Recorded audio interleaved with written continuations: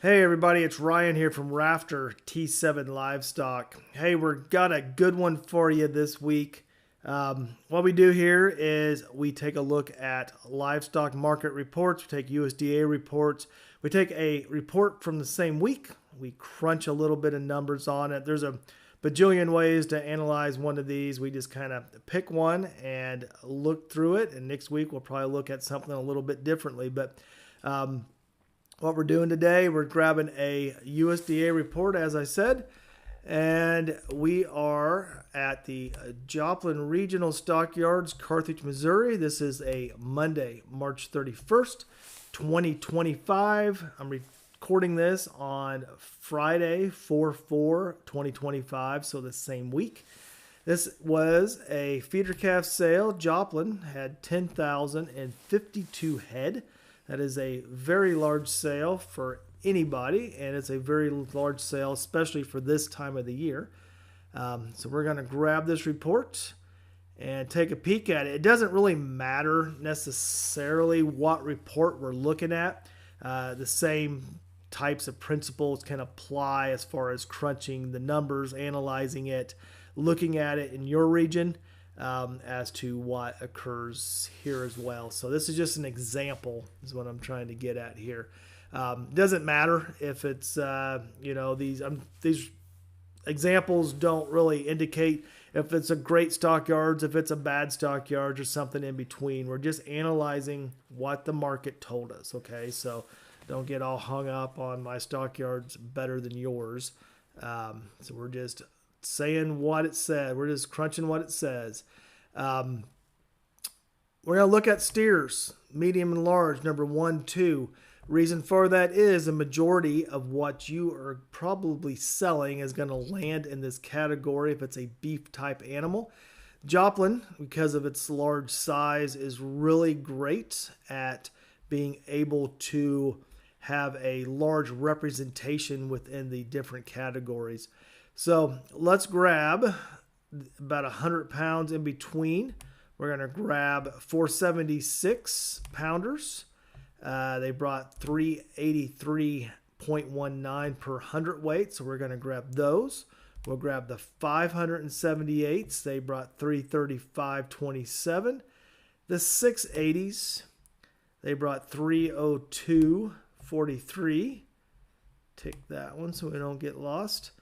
The 780s, 279.24, and then we'll jump up here to these 893s at 262.62. So we're going to grab those. The market reporter does a great job of keeping those within about 100 pounds or so of each other, the best he can.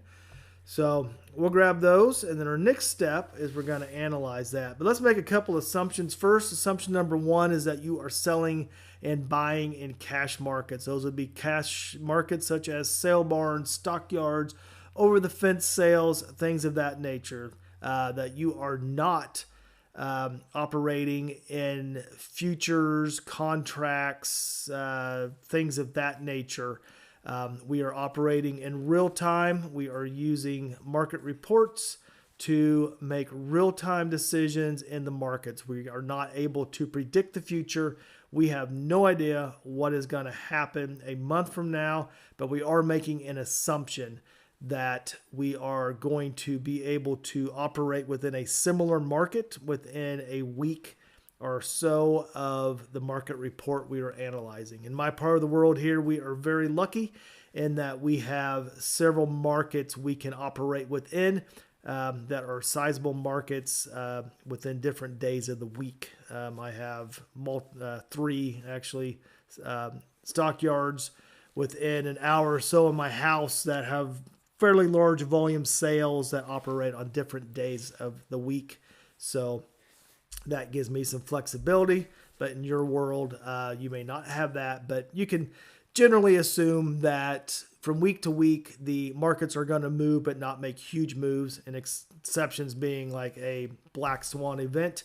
And ironically, this week is probably one of those. The Trump tariff deal went through, and it has rocked the financial markets. The Dow Jones, the stock markets have really been hit hard with that.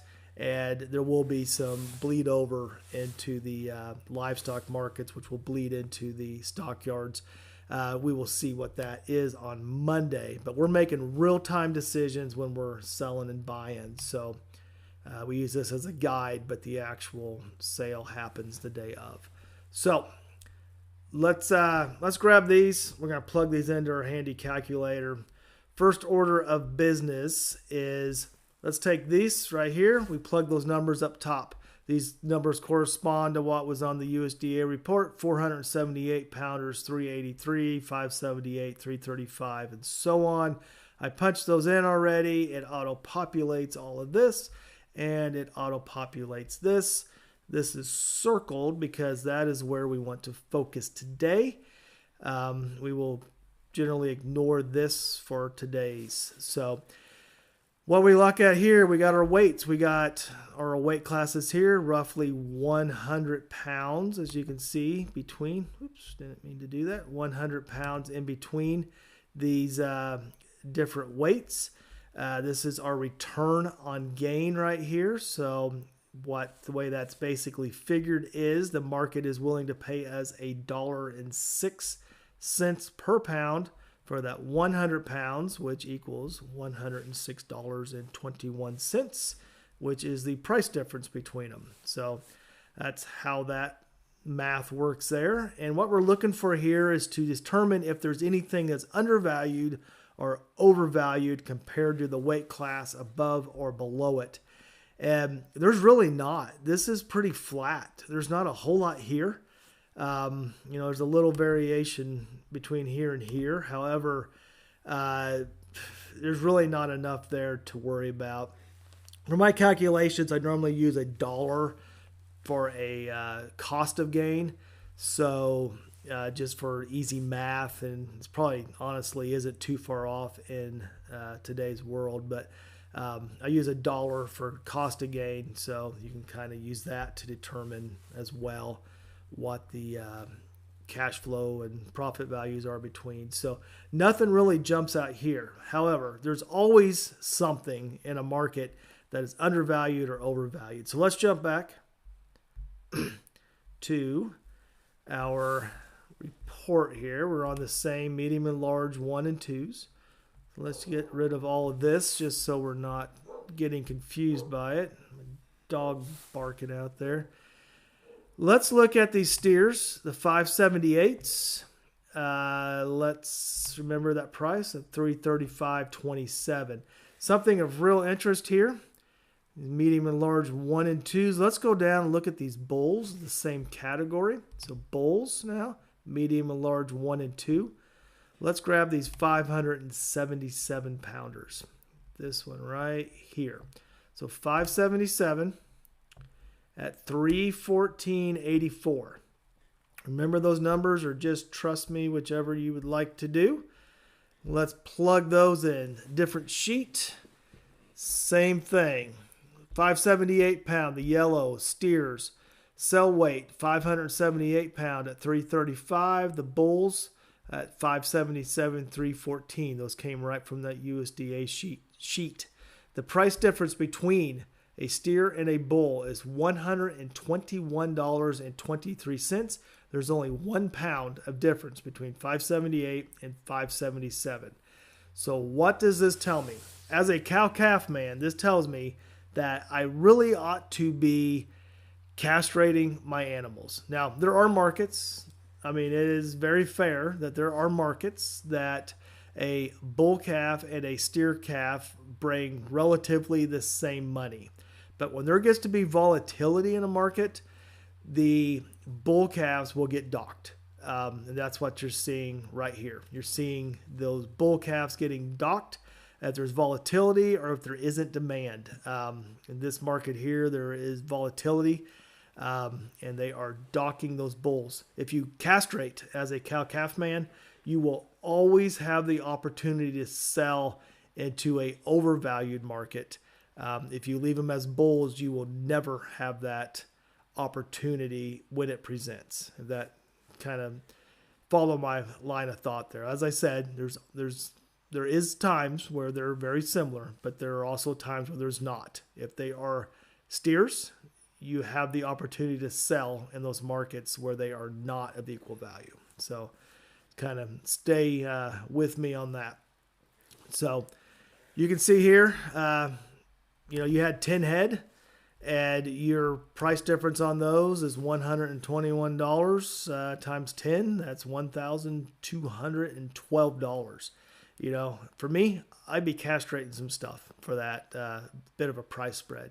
If I'm a stalker guy and I know I'm sitting out there in my inventory being what is out there in my lot or in my rotational grazing system, and I know I've got steers that are weighing 578 pounds that are sitting out there that are ready to roll, or if I sold those, I am looking at those 577 pound bulls. I'm going to buy those. I'm going to put $121.23 of cash flow in my pocket, and I am basically trading apples for apples at that point. It's the same quality. It's the same weight. I am just doing the work that somebody else did not want to do, and I'm getting paid pretty handsomely for it. As you can see here, our ROI on that trade is 6.62%, which isn't breaking any records by any means. However, it's pound for pound. I mean, we are trading apples to apples. If you could make those trades and you could do that all day, every day, that would be amazing. You could buy those bulls, turn them into steers, trade them back. And that's probably not going to be the chance, but that's why we always look at our reports to see what's the best move to make on that particular day. But the more times you can turn that inventory, the more times you can make that positive cash flow, the more money you're going to make. It's the easiest way to look at that. It's like if you have $1, you can make $1 one time, you make $1. If you can make that $1 365 times, you can make $365. So same on this. The more often that you can make that happen, the more cash flow, the more dollars that you capture. So something to consider here too, which is another reason to really look at these market reports and to make real-time decisions as you're sitting there. If you would sell these 578 pound steers, so those steers are the same as these. So 578 pound steers, 335 again. Instead of buying 577 pound bulls, if you went and you bought 450 pound bulls, those brought 385. You're still making money on that. There's 128 pounds of weight difference between that one and that one. But what you don't have is as much ROI, and your profit on that is going to be $77 versus $120 over here. And you're going down in weight. You're going down 128 pounds versus this example, we went down 1 pound. So that matters because now you just reduced the pounds of muscle that you have to trade or make a marketing decision with in the future. So those market reports matter, real time matters. So take a look at those. We can crunch these numbers 100 ways. We can play with these things all day long, but something to think about. Use this, look at your stuff. I'm just like you. I'm learning this stuff. I learning as I go, basically. I've been at this for a while. I've been playing these kind of games since the early 90s in some way, shape, or form. But there's money to be had out there, but you got to look at it as a business. You can't just hobby farm it up and expect to make any money. Hey, if it's a hobby and that's what you do, that's great. It's just the same as any other hobby. But if you want to make some money at this, you got to crunch some numbers. You got to make business decisions. It's all fun and games until it's time to start writing checks. So anyways, guys, appreciate y'all and gals. So appreciate y'all for watching and coming along with today. Until next time, we will catch you then, and keep on doing what you do. See ya. Bye-bye.